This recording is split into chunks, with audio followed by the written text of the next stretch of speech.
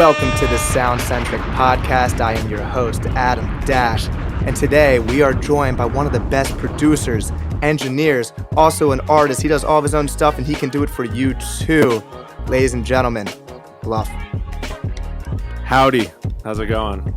A lot of that was just to make me feel better.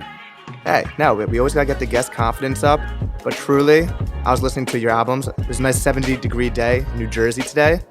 First off, your album, which one was the 2021? The Sun Showers tape? Vibe. Vibe. Dude, It's good weather today. I appreciate it. Yeah, it's feeling like that right now, dude. It's like I want to go to the pool right now.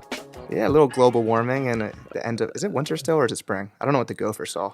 Feels like spring. That's all I care about. We're happy about it. But we're also happy because you dropped 2 new songs for your little EP, Bento. We got Let Me Get In and Before You Leave. These are songs that you made within a day, recorded a little video for it, released it right away, which is something that artists are always kind of debating. Early in my career as a high school kid, I would release everything right away. And then looking back on it, I'm like, I got so much better within the past month. Like, I hate that song. You're very experienced and deep into your career, so maybe that improvement isn't like as big as a jump this deep into your career. But what kind of gave you this new sense of like, let me just drop it? You know what? For the last few years, probably more than that, all I've done is other people's stuff. I've only produced other people's stuff for the most part. I always try to sneak in time for myself, but I think through like life trajectory and everything, you find the passion again. So I just remember I wanted to make a song that day. I literally just was like, I feel like making a song. So I was like, maybe I should really just make it and put it out because I have so much stuff that just sits. Everybody has stuff that sits in the vault. You know what I mean? Of course. So I did that, put it out, and it was just, but for both songs, it's still my favorite songs I've made just because I have no bad memories of messing them up attached to it, you know? There's a lot of tinkering, and as an artist, you hear everything that no one will ever hear. It's like, oh, is that sibilance? Is it hurting my ears too much? Is that ad-lib like placed a millisecond too early after the word? It's a lot of tinkering. It's something that artists do. I mean, and you do it honestly in any line of art, even if it's marketing, like changing a font or a color or moving something. It's the pain to all of us. Yep, it's true. It's really true. But I love hearing that this is the most free you've ever felt. That dance move you were doing in the music video. So I don't know if it's because I saw the video before I listened apart from the video, but like I want to do that dance when I'm listening to that song. Like it has that vibe to it. Yeah, that dance sucked. I was like, I think I just had like a whole entire bowl of like chicken and rice, and I was just like feeling it. That's what I was holding in the video. So when you went into these songs, I'm guessing there wasn't like, oh, I'm going to bring this topic into it. It was just carefree. Let's just have fun with it. Yeah, I can't stress how little I thought the whole entire time. Everything had to be just kind of first instinct. Obviously, you know, you make some tweaks and stuff like that. My ears just can't handle it sounding like that terrible. But I think it had to be a lot of just put it there and let it stick instead of, because the more you peel the tape off, the harder it is to stick again. You know what I mean? So I had to like just keep it on and just build around that. You know what I mean? Yeah. How much of a benefit? I mean, it's definitely a huge benefit, but being able to mix and master your own stuff and knowing exactly what you need to do for something, how huge is that for you? Oh yeah, I think that's the difference of probably making songs in high school and putting them out versus like doing it later in life where you could take the talents and I hate using the word talent because it takes work, but take what you've learned over the years and just put it together more efficiently. So that's the only reason I was able to do that in a day. I could probably make a song in a day 10 years ago, but it's not going to sound like that, you know? Yeah, there's a lot of YouTube tutorials back in high school. Yeah. A lot of presets in the mic and just line it up and go for it. Yeah, just put the one preset on everything and never tweak anything. Never. I actually, when I first bought my microphone, I think I was 15. I thought you just sounded good when you rap into a microphone. I almost returned it. I was like, I thought this was supposed to sound like a studio microphone. Yeah. Boy was I in for a rough lesson. Yeah, it doesn't work like that at all. Sometimes it still feels like that. You get a new mic and you're like, I think I sound better, right? I think I do. Yeah. And then it's like a phone. After a week, you're like, no, I still sound like shit. So you've worked with so many incredible artists. We got Nick Moody, who is killing it right now with these movies. It's awesome. My Andrew boy. Kelly, new album out with Styx. Crazy. Ah, Asher Roth, legendary. Drew legendary. York, Mike Quill. What do you look for when collaborating with artists? Because it seems, at least from my perspective, that you are friends with these artists in the way that you interact online, the way I see you guys. How do these paths cross? Well, just I think every one of them was organically. It just line of sight. Like Nick, I remember I just saw him on Instagram. He was following me. I was following him. He would comment on my stuff. I would comment on his stuff. And then I was just like, why don't we just get in the studio? It actually took a couple tries because he was so busy.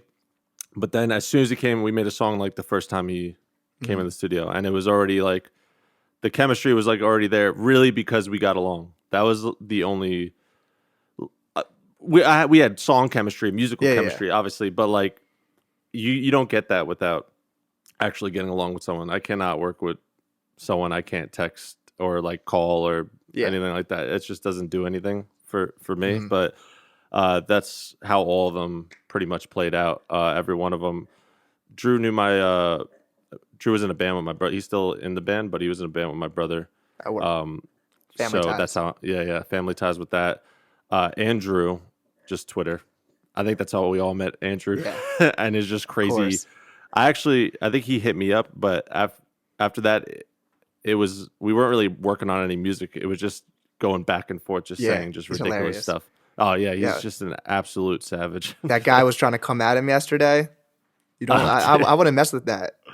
No, dude, I gotta sing when I'm on a track with him. Yeah, bro.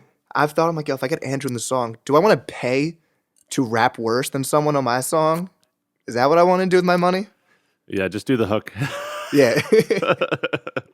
Yeah, or just give him the hook. Just be like, please, I don't want too much. He is an insane person. So when you first hear an artist, whether it's them sending your music or you just seeing on the timeline, what do you think you hear first? Like a voice? Or is it the words? What do you tend to gravitate towards? I think I think it changed. When I was first getting into hip hop, it was definitely the words and the beat, because I came from like the metal scene, and the metal scene was thriving with just different grooves and everything like that. And that was my favorite part of it, more than the words, because you couldn't hear the words half the time. It was just yelling. So I think it starts with the beat, and then it was just the voice on the beat. It's hard for me to resonate with people that I don't like their voice. It's just I don't care what you're saying. It is. It's how I feel about Lil Yachty. He kind of grew up with me though. I get it. He's one of those artists that his voice just doesn't do it for me. And it's Respect. sad. It's just how it is. But yeah, I agree with you with the focusing on lyrics as first, because I mean I think every kid goes through a lyrical miracle phase when they first get into hip hop. And I think everyone goes through an Eminem phase. Not to hate on Eminem, but like guys, a lot of syllables rhyming with each other, and it's really dope. And as I grew up, I'm like, oh, I want a raspy voice. Like that's the shit that. Oh, dude, the amount of like voices I tried to do. I started doing the Kendrick voice. Like I was like, like I started doing that, and I was like, that doesn't work. Let me try to sound like Cole. That doesn't work. Maybe I could try to. And I would just like try to go in their songs and sound like that. But that helped me Find your voice. My voice. You have to like copy to like learn. That's how you don't learn a martial art by inventing a move when you start. It's a good comparison. Even J. Cole's first song, you can find it on YouTube. He sounds like Eminem. That's how he's trying to rap. There you go. And I'll say, so this is a weird thing with my voice. So in high school, I had like a set voice. And then I got really into Kendrick. So in college, I released an album. It's still out. I don't like it. I got really into the fact that he did like vocal inflections and the whole album storytelling. And it basically just inspired by Mona Lisa by Lil Wayne. And it ruined me for years. And for some reason, my voice was deeper in high school. Then like I lost it because I was rapping in voices. And it was a bad phase for me. It's crazy. I feel like you either start very deep and quiet, or you start yelling way too loud. And then what's funny is I feel like it always starts here, right? And then you change it a lot, and then it ends up back there, but just way more confident. Yeah. Like You know what I mean? Like I've noticed people start to get quieter as like their albums come out. Like even you hear everybody, they're always shouting, and then eventually they just start talking like, Jack Harlow done that. Like everybody's done that. He's got your cool natural voice. I think that I was putting on a voice, and I think every kid in high school puts on a rap voice, and it's like just rap how you talk. Because most rappers, like if you hear Quavo talk in an interview, it sounds like he's that's just his voice. Yeah, that's just how it is, and it's more just accepting that this is my voice. It's all I got, so gotta confidently rap like it. Yeah. You develop a little swag. You just find like a smoother way to talk. It's like your podcast voice. I'm sure it's different than you're talking to your friend's voice. Honestly, I think it's kind of the same. Maybe at first if you listen to the first podcast, it's definitely worse. So I guess I put on a little something. I don't know if I noticed it. You had that like little like, comment, subscribe voice? Like, hey! When I go like, yes, definitely with the, hey, welcome to Sound Centric. My brother will make fun of me, like, hey, how we doing? And he'll put it back on me. That's great, dude. So when it comes to engineering, which is, I'm not sure for you, everyone else's least favorite part of making a song. So you were involved in Nick Moody's The Cypher Tape, which I can imagine is the worst nightmare or coolest thing to do as an engineer, just because you're getting so many different artists from different levels of equipment sending you music, and it sounds like very together. Tell me about that process. I'll be honest. The whole time I was doing it, even like when I gave it to him, I thought it doesn't sound like, not that it does, like everybody did bad, but I thought like I just couldn't fix it. And but then he had like a little meetup like in the city. I shouldn't have said little. He had a cool meetup. Yeah. I saw it on Instagram. Like when it's like, oh, how's your little song? Like, but anyway, he had a meetup, and just hearing it over like the speakers and stuff, you hear it through the ears of a consumer, because that's in an environment where you're just listening to it. You're not like being critical. And I was like, damn, this shit's kind of sounds good. I don't know how we did that, but it's definitely just a train wreck, dude, of just so many different mics and stuff like that. But you know what? You just kind of like figure out. Again, I actually used a similar template for everybody and just tweaked it because there was just too many people, but it actually worked in my favor because I didn't get so, you start EQing stuff, like you're going to just, eventually it's going to look like a big heart rate monitor, and it's not going to sound any better. It's just going to sound like weird. So I just kept how everybody knows people sent stuff from all over. So it doesn't have to sound like everybody recorded in the same room. Yeah. It's a cypher tape, so you kind of expect that dirtiness to the sound of it. I think it worked in its favor. It just really, it felt like a cypher tape, but it felt like something you could still listen to. Yeah. And I do it with my own music, where you play it and you're acting like you're not listening to the words and know what's coming. You're like, oh, this is what I'm just casually listening to a song. Yeah, dude. You got to do that. And you still hear every single little small thing. Everything. I always tell people when I'm in the studio with them, like, all right, we listened to it a couple times being critical. Now go on your phone, let me play it, walk around, go do something. And if something like literally just like catches your ear, we're just like, what the fuck was that? Like that's when you know. Yeah. And you mentioned before that you kind of got your start in heavy metal. And that's always been a thing in hip hop. You started like the Beastie Boys and like Run DMC, where I had that rock influence. But now we're really seeing, I feel like, a comeback. For me personally, I love Kenny Mason and I love Paris, Texas, which is not usually something I would like. There's just something about it I really love. Have you been really enjoying that kind of rock renaissance and rap? I do. You know what's funny is it's not like what I listen to on the reg. Maybe I have like an old man like a mentality of just like, I know where that came from. This, you know what I mean? It's like the same when I remember people were like, someone would make a pop punk song and be like, oh, he sounds like MGK. I'm just like, MGK? Come on. He just redid a Blink album with you know what I mean? But I totally respect it. I think they're finally finding a way to make it cool. Because there was it's like one of the hardest two genres to mesh and not sound completely corny. Yeah. Like you have to have the voice for it. Yeah, and you also have to do like the perfect amount. You can't do too much of one and not the you can't. You got to find like a way to make it cool, and it takes like a certain type of person to do it.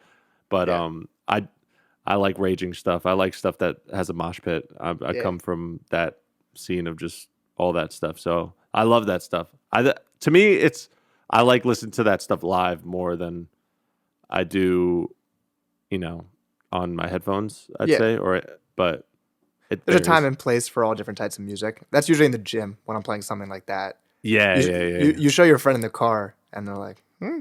But it's like, yeah, listen to this in a hype environment, and you'll understand it a little bit more. Like Yeah, Stick by Dreamville, like JID, Kenny Mason. oh yeah. That is a song that I would never expect to end up being my number one song for a year. My friends would hear it before pre-games. I'm in like showering. I'm like, Stick.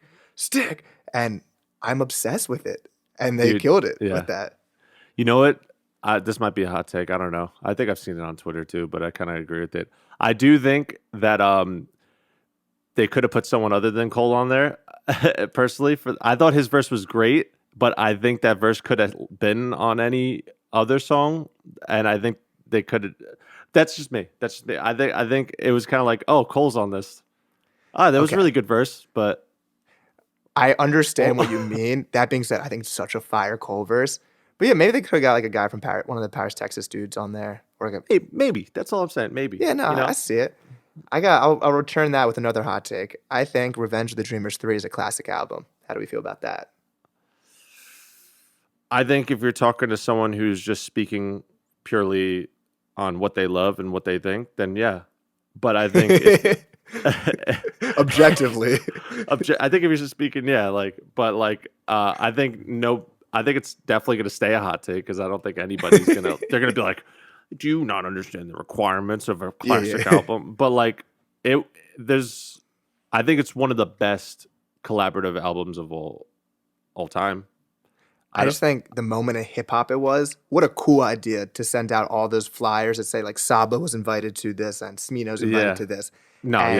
Documentary. I think it's inspired other artists to come together. I mean, a bunch of artists from Twitter came together to make their own tape. It never came out. Oh yeah. That was a thing. Yeah, I think it's a moment in hip hop history for sure. Okay. Maybe I'm like adding to the classicness because it was a moment. That's like we could say a classic moment. Okay. I'd say so. I mean, the influence that it did, yeah. I think it brought. I wouldn't say it brought a lot of mainstream influence, but it definitely brought a lot of deep. Like things changed a little bit because of it, and nobody noticed the change, but they all were affected by it. You know what I mean? I think it's one of those. Yeah. At this point, I don't remember what artists like. I don't know the level the artists were at that moment because I love so many of them so much now. So I don't know how big 2019, like how big Smino was and how big. I mean, Saba had Care for Me out, like Deontay Hitchcock, Reese, like all these people. I'm not sure that could have been a huge moment for them. Kind of blanking. Yeah. On what their level was at. No. I think a lot of people were introduced to a lot of people that they didn't realize were that nice. Yeah. I know I was. I was definitely sitting there just. I wouldn't even know who half them were, but I would like their verses. You know what I mean? Yeah. But like, especially with Deontay Hitchcock, that definitely introduced me to him, and I was like, best could be the best verse in the entire album. The one on blanking in the song, but I think it's like it's one of my favorite verses ever. It's like beautiful. Yeah, and I feel like as soon as that album came out, and then I'd go on Twitter, and then you just see more of him, and then also his like charisma and personality on Twitter really makes him like a likable person. You know what I mean? He's very tapped in with everybody, which I think that to me that's like another thing that gets it's kind of like Mick Jenkins more into it. I think Mick Jenkins is pretty tapped into like rising artists, and Deontay has that voice, just the Atlanta voice. It's always gonna get me.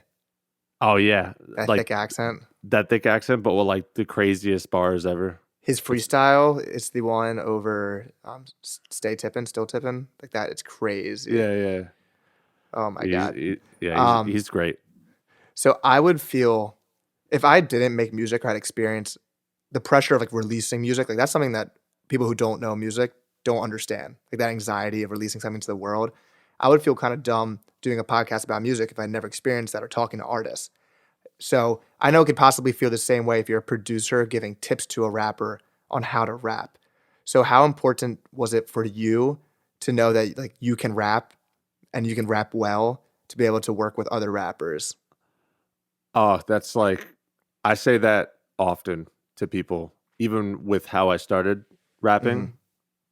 It was really, I feel like it's almost like a respect thing too at the same time, because how am I going to give any advice to I'm not a fan of getting advice from people who are nowhere in the field. I listen to everybody because sometimes there's a one-off idea and some people just think differently. You know, I think it's important to listen and take in knowledge. Maybe you don't have to listen to it, but you take it in. Yeah. But that was something where I've been around people that say, yo, you should have did this or blah blah blah, blah or that doesn't sound the best, and then I listen to their stuff and it's just like a train wreck, and you're just sitting there, you're like, now anything that I thought I don't care about. Yeah. You know? So it definitely, I wouldn't say it's exactly why I did it. I started rapping and using my voice because I wanted to learn how to mix vocals, and I had nobody. So I was like, I guess I'll learn. And then I took a liking to rap, and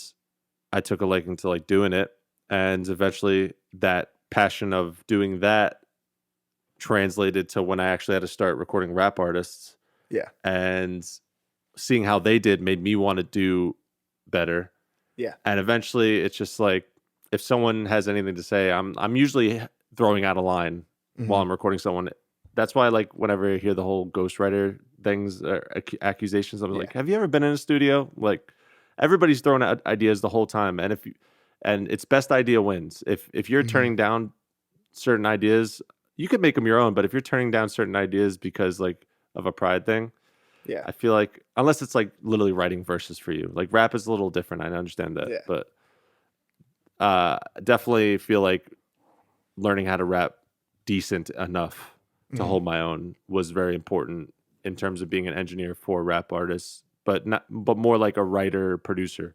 Yeah. Because the engineer just presses record, like, but a good engineer is also kind of like a producer. I feel like so. Yeah, I feel like I get imposter syndrome sometimes when I'm trying to give artists tips because I'm not a successful artist, so I can't give you the formula to becoming a successful artist. That being said, I get music submitted to me, and I know what makes me press on something. And I've said this so much in the podcast. Me and Kayvon from Genius had a whole discussion about this. Please pin your music on Twitter. You saw my tweet? Did you see my did you tweet? Actually, I did see. Was that today? It must have been like in the last like couple days. Someone was posting and someone was posting about someone. I was like, let me check them out, and I had to like scroll Through their media and I was tab. like, I was scrolling all over the place, and I was just like, you know what? I don't even feel like looking anymore. Like I wish I could have found your music because you seemed like you were cool, but now I just don't want to go back. Make it as easy as possible. I can't preach that one enough. Especially even if you don't have a music video out, have like one of those music graphics of your song for 30 seconds, like a 30-second snippet thing, just so people can hear what you do.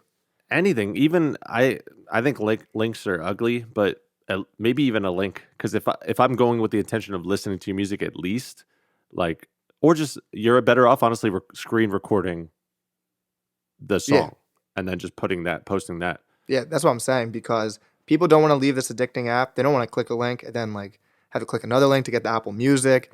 They will if they're really trying to find you. Most people aren't really trying to find you. They're just trying to take a curious little gander at your profile. And if it's dope, then they'll click the link. But it's totally true. Like, that was such a bummer when I was like sitting in my car on my lunch break and I was scrolling through. I was like, maybe I should check this person out because I hear things about them, and I just couldn't find it. There was not even a link in the description. Like, I was ready to go a length, and I still didn't find anything. Still couldn't get it. And artists who don't have their social media on their Spotify account, like it gives you the option. Just do it. It's just easy. It's so easy to do. I didn't make my own music for a while, and I still had a pinned tweet of what I made. Yeah, just because it makes it easier. I'm not going to pin the viral tweet that I said like a joke. Yeah. But people will pin that. They'd rather pin their virality, if that's a real word, than the thing that they're passionate about. You know? Yeah. So I'll say my pin tweet on my personal profile, the Sound-Centric page, is a pin tweet about the episode. My personal profile is a breakdown on Brent Faiyaz as an artist, which happens to be my most viewed tweet. But it's also just showing like what content you can expect from me, which is like a breakdown of him being an independent artist. That makes sense. Like, that makes sense to me more than if you tweeted something about like funny about like a TMZ ad. I've had random tweets blow up, and I'm like, really, that one? She's like, damn Come it. on. Damn it. How can I move these likes over? Yeah. Ugh, it's the same thing on TikTok. Sorry to pull you away from the interview, but it's time to give a big shout out to SoundCentric's first sponsor ever, artist manager and entertainment executive Ian Schwartzman. Make sure you go check out Ian's new amazing roll call series that you can find on all of his social media platforms right here. It shows artists, managers, or any music industry professionals ways to navigate the industry with topics like major labels versus independent labels, licensing versus publishing, and topics like that. I've really enjoyed it and I've learned so much, and I think you will too. Now back to the episode. But let's get in to our weekly playlist title of the week. I don't know why I said week twice, but this is a way that we like to kind of see how we're doing, how we're feeling, what the vibe was this week, and kind of shout out an artist that we've been loving. So, Blvff, who is it this week? So, I gotta do the. Is it like? Are we doing who like that came out this week? Doesn't have to be have to drop this literal week, but just someone who preferably like dropped recently or old. Hey, I just gotta throw it out there. I gotta shout out my boy Nick Moody because we had something that dropped. Sync, nuts, just absolutely crazy. There's nothing like it. Don't care if you're offended. You gotta go check that shit out because the dude's like literally. People say they're making movies, like he's literally making a movie. Yeah, and that track is just like a whole roller coaster ride that has been nonstop listening to. So I just got to do it. It's shameless. Hey, you gotta shout out the boys. Yeah. For me this week, I'm gonna give out 2 songs, which I don't usually do, but 2 songs from 2 artists who are amazing and deserve more recognition dropped, and I can't stop replaying them. First, "Too Much" by Andrew Kelly and Styx. I think it's Andrew's best song. I'm obsessed with it. It sounds like "Deeper" by Freddie Gibbs. The beat, I think that's the right track. His rhyming, the phrasing of the words, how he keeps mentioning cities. I got people that older than under me. I got fans that are hungry. I'm obsessed with it. So I can't stop playing that one. And a song that dropped just today, I believe, by, hope I pronounce it right, ROTDIII, "Circle Theory." I'm going to send this to you after because I think you'd enjoy it too. This song's incredible. The chorus is exactly, it reminds me of Headshots by Isaiah Rashad in the way that I'm like, this is a perfect chorus. And sounds amazing in headphones. And has that like perfect vibe. You got sense of it. Shout out to ROTDIII. Yo, shout out ROTDIII, man. And if you get to pick 2, then I'll definitely say like the whole Sludge EP with Andrew and Styx is just nasty. The beat, I don't even know which one's my favorite. Was it Blood of Christ? That beat. I think Bloody Nice is just Nice, yeah. It's just nuts. I love how he just made a song that's like a lot of songs that people try to make and fail at, and he actually made it sound just because he knows how to rap. And I was texting him about this. His vocal inflection change, I don't think I've heard him yell on a track like that, and he executed that perfectly. Because you can sound really cringy. I would sound bad doing like a Kenny Mason yelling. Kind of reminded me of Stick, the way that Jid would like quickly change his vocal inflection on that one. And the second song, I don't have the titles in front of me. At first, he's like doing this. He's doing the slow flow, and I'm like, okay. I wonder if he's gonna keep this. And then the second part came in. I listened to this at like 8:30 a.m. I was like, oh shit. Yeah.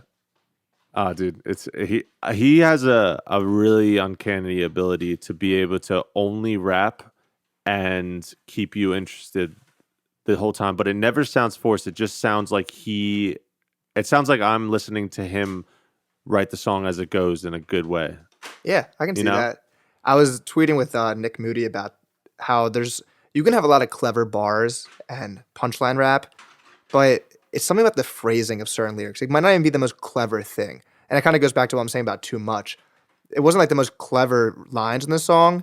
It was the phrasing of it. It just gets me, and I can't really explain it. It's one of those things, you get it if you get it.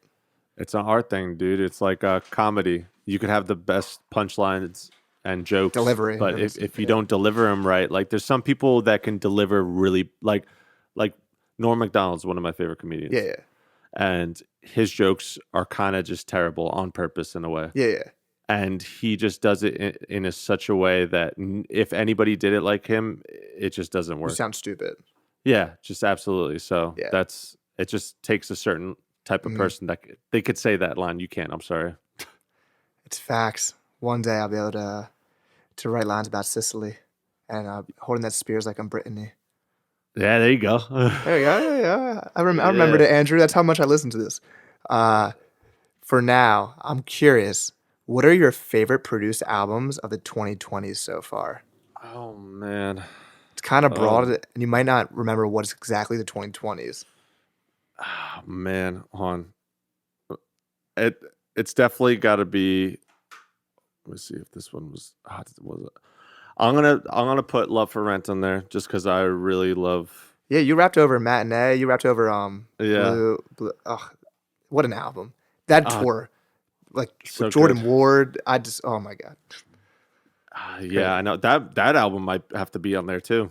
That's my favorite. I think that might be my favorite album of the 2020s. That might have to be on there too, just because it just sounds so good. Shout the leader. And oh yeah, dude. And I think I'm gonna put Faye, dude. In terms of just how it sounds, it's just beautiful. Yeah. To me. Yeah. Oh my god. Hey, you got coffee. I got called. I think it's a Thai tea. Hey, what a wife. Fiance. I know. Wifey. I really, really love the beats on the Larry June Alchemist project. You know what? I haven't listened to that yet. Is that like a bad thing? I mean, you're a producer. I don't know how the producer community would feel about that. Dude, they would hate me because I'm so untapped with so much stuff, and I still have yet. You know, it's like again, it's like shows. It's like I know I'm supposed to watch this show if I like this show. Yeah. I know it's where it came from, but I mean, don't get me wrong. Like I gotta tap in. It's I think it's some of his best beats ever. It just sounds like I can't even explain, like secret detective music. Yeah. If you listen to it, have that adjective in your mind. Secret detective. Detective music. All right, I'll hold you to that. But and Palisades, California on it is insane. I had to rap over it because I'm like, this beat, Big Sean Spaz on it. Are we gonna? Oh no, I heard that one. That one was fire. That one's fire. That one's fire. Yeah. Are we gonna hear your rap on the podcast? I'm trying to think if I got any bars. Man, we'll see. Maybe at the end. Maybe this tea starts kicking in. Yeah. Is it a bad thing to say in response to that question? I am proud of my freestyling ability. That is one thing that I am good at, but I don't want to do. You can't say stuff like that. I know. I shouldn't have said it. If we ever meet, if we meet in person, I will freestyle for you. Yeah. That's like, like going to the party. It's just like, oh, my boy, he raps. Just like, yeah, I rap. It's just like, oh yeah, spit something. You're just like, nah. It's just like. It gets really scary in the moment when it comes to game time. Oh yeah, it's nerve wracking, but that's part of the charisma. I mean, you can't say you're a good baseball player and then choke up at the bat every time. That's fair, but these freestyle videos, they be recording them multiple times, and the people don't know. Besides Black Thought, he's spinning it right away. All right, I feel you. Actually, you know what I should put? That new Paramore album. I haven't listened to that one, but that production is just it's you know what? It's almost too good. Like it's like straight from the source. That's why it's just beautifully produced. I will give that and admiring the mix and everything like that. We should talk about the mixes. Let's talk about like sure. Yeah, what are the best mixed albums of the 2020s so far? Ooh. I think you're gonna appreciate the mix on that song by ROTDIII that I mentioned. It's crazy. The layering of the vocals. Smino, when it comes to layering vocals, I'm sure you like go off about that from an engineering perspective. I don't know. Lose my mind. It is insane because there's so many things going on in your ears, and I think he is the coolest mixing wise. I'm not sure. I envy it. L10 is amazing at mixing. Like I don't know how he gets all those layers and just is able to you could hear every harmony, every.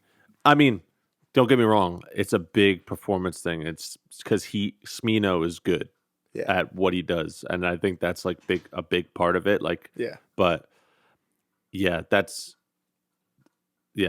just unbeatable. Like that kind of shit. I love that stuff. He also thinks that we forgot that he's supposed to drop She Already Decided To. And Smino, we didn't forget. Please drop it. We did not forget. We need that.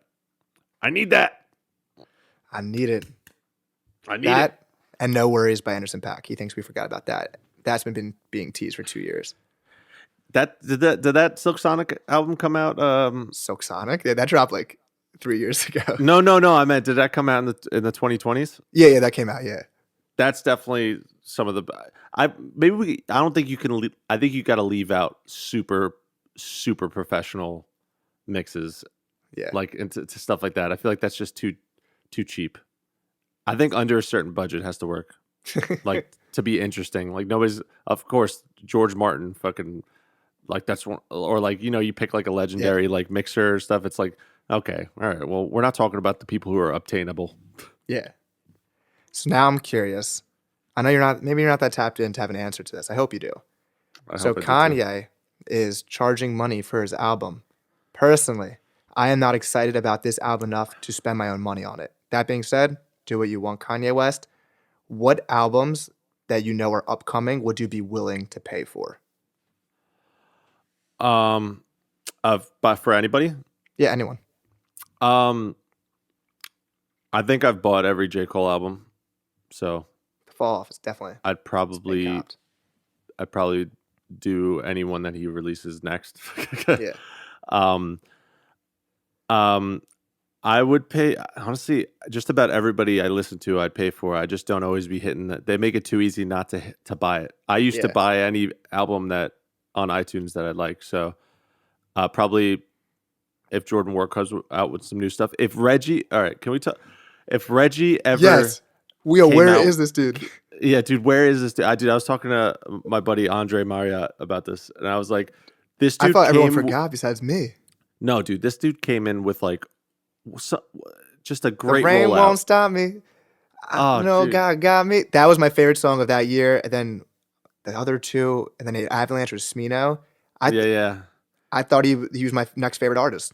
That's the vibe I was getting. Dude, I was ready. He rolled everything out. He had the colors. He rolled everything out with so strategically good and authentic, with like even the album arts are like floppy disks, and it was I'm ready for the album. I'm ready for it. You got me ready to go. And then he just showed up on Smino's album at the end, and then he just like vanished into the air. And I'm just like, it's one of those things where I'm like, the selfish person to me is just like, what are you doing? But like, you know what I mean? It just felt like it never got to the point, like the movie ended before like the climax had it happen. I've tweeted multiple times because I have been waiting. It was really the vibe I got after I saw Jordan Ward perform. I listened to the album for the first time. I'm like, oh, this is my next favorite artist. The vibe where you send it to all your friends and you're like, yo, listen to this. Watch out for this guy. This guy's gonna be crazy. Like legitimately my number one song. I think that was my sophomore year of college. Ain't Gonna Stop Me. Oh my Lord. And Kenny Beats produced it, so he had people around him. I think he helped on the Maxo Cream album too. Weight of the World. I know God can stop me, but he ain't gonna stop me because he the one who brought me. Yeah. A little harmonizing there, eh? Yeah, that was good, right? We should do it again. That's just, For me, I love Reggie.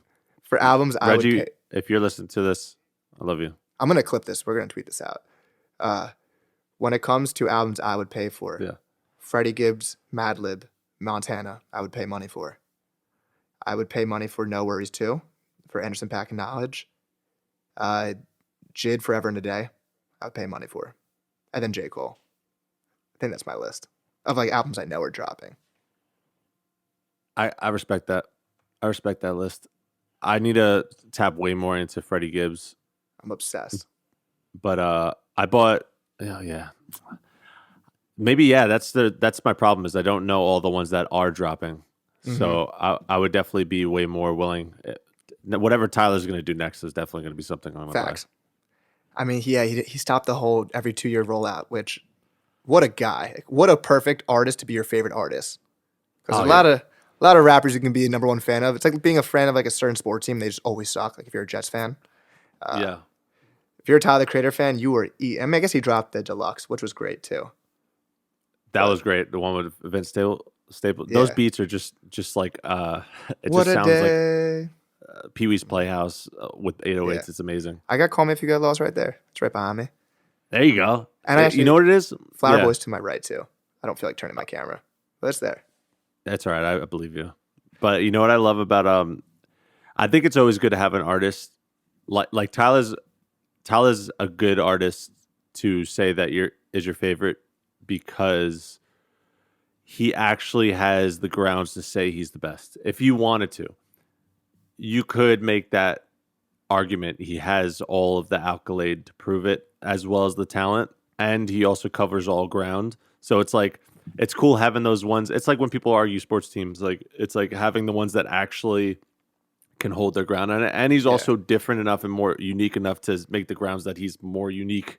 You know what I mean? Like, so Yeah. I would respect it.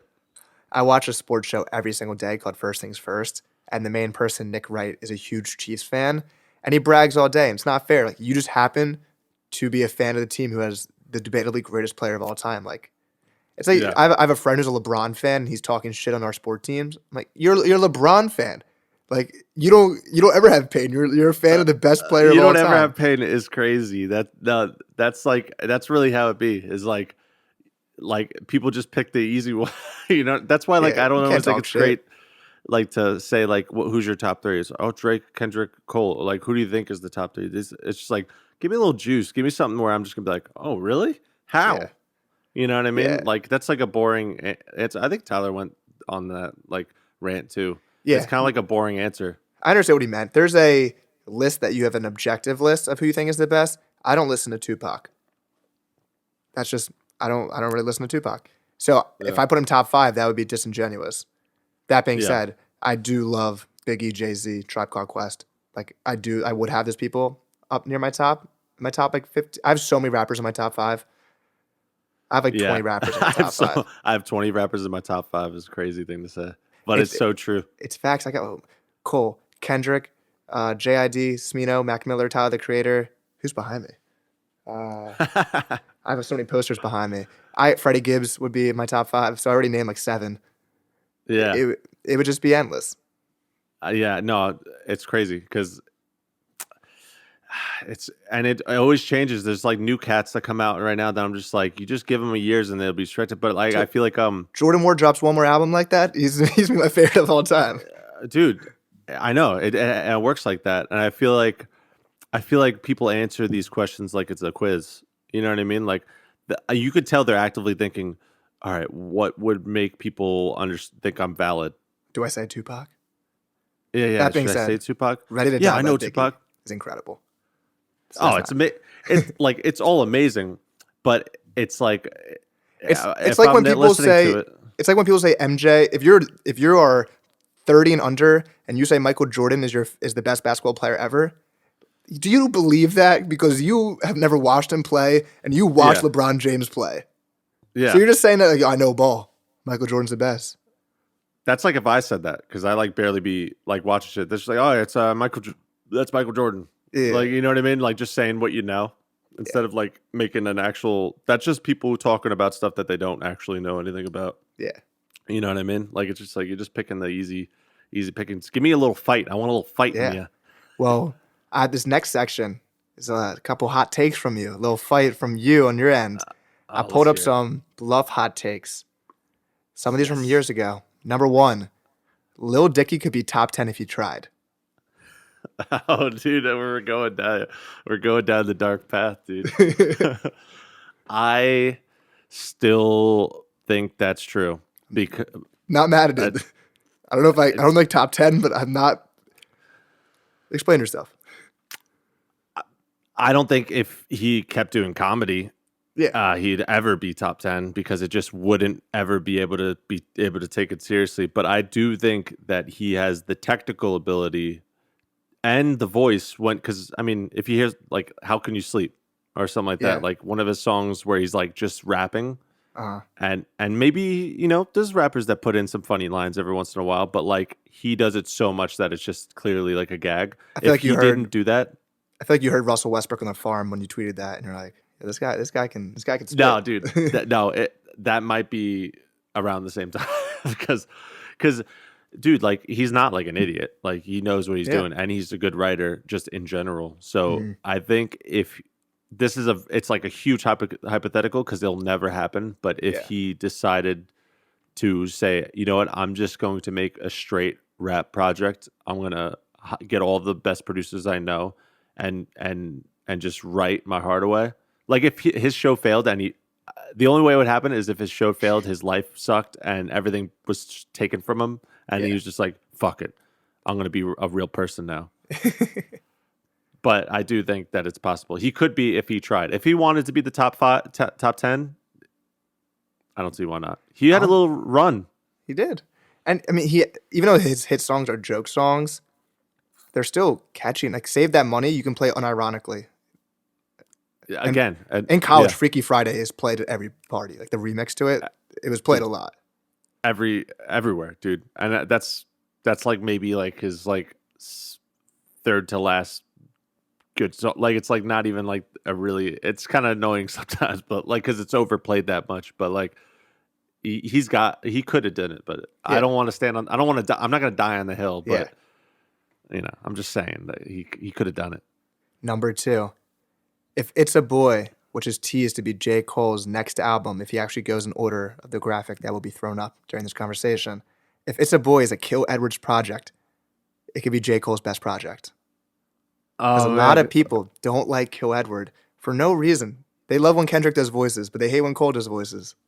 Makes no sense to me because I thought it was like, not Generation Divide. I thought it was like he started doing that. Like the pitch effect, like formant. He like formanted his voice, and I thought it was the coolest shit. And I thought he sounded good. And I like when he does like his little melodies and stuff. Got control in my heart. Yeah. So, it's been a long time since I found. Yeah, dude. Like, that was some of my favorite. The ones that Kill Edward are on are some of my favorite songs off that project. And before that project, I don't know if it was before or whatever. He had a song that released as Kill Edward.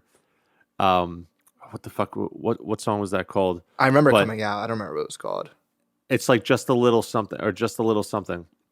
And it was just beautiful. I listened to that song a million times. Like it was so good. And I think if he does the Kill Edward project, the topics that he was saying in that whole, like when he would do it, it's gotta be the one. It's gonna. For Your Eyes Only is my favorite Cole album. So it's the correct choice. Correct choice. I'm in that club. Like I love. I am in that club, but I played 2014 at the gym last week, and I was like, I don't know if I believe in this take anymore. You know what? It's just The Office versus Parks and Rec at this point. You know what I mean? It's just like great comp.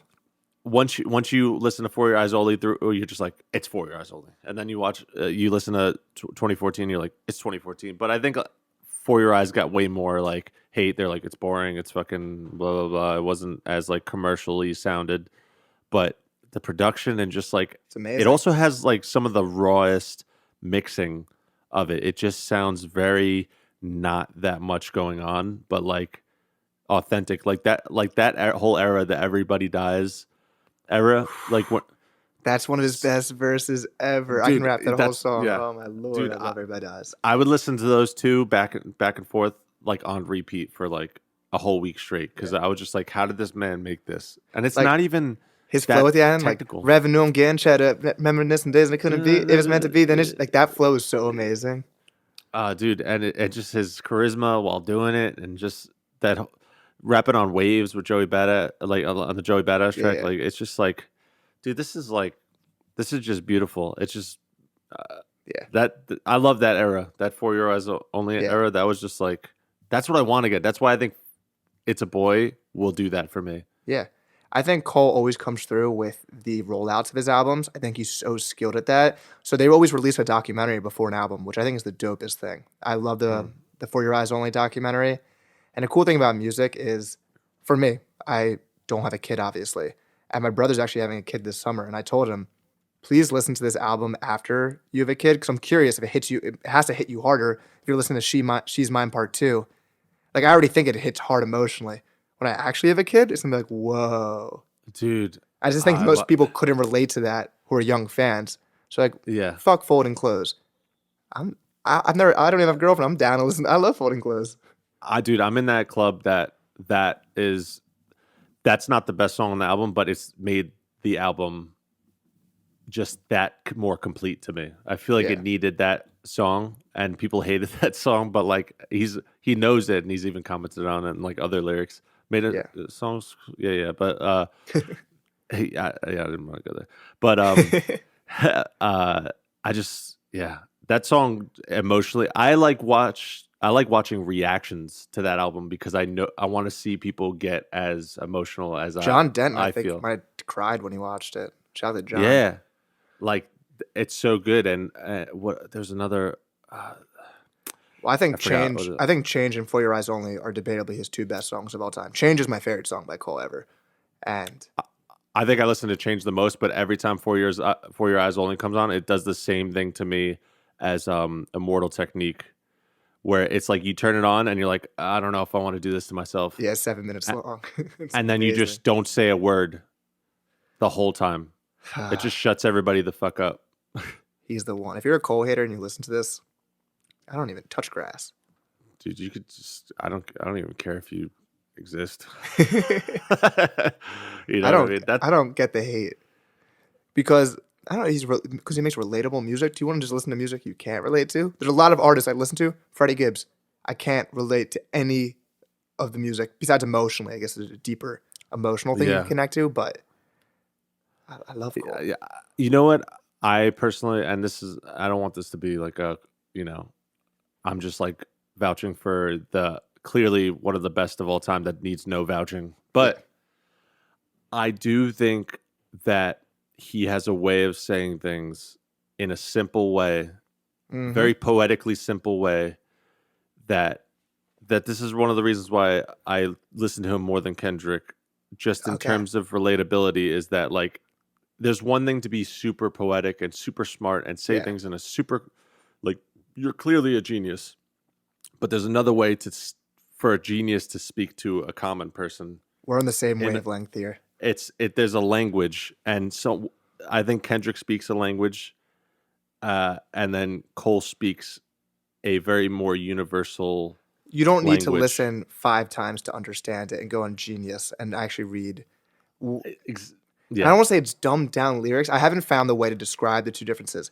I think Kendrick is more, he kind of raps in like biblical verses. I think Chance the Rapper's kind of like that. Jay Electronica's kind of like that, where it's very metaphor based, and sometimes you don't really know what Kendrick's saying, and that's fine. And you have to listen to like a podcast dissect and like hear him dissect for an hour one song, which is also amazing.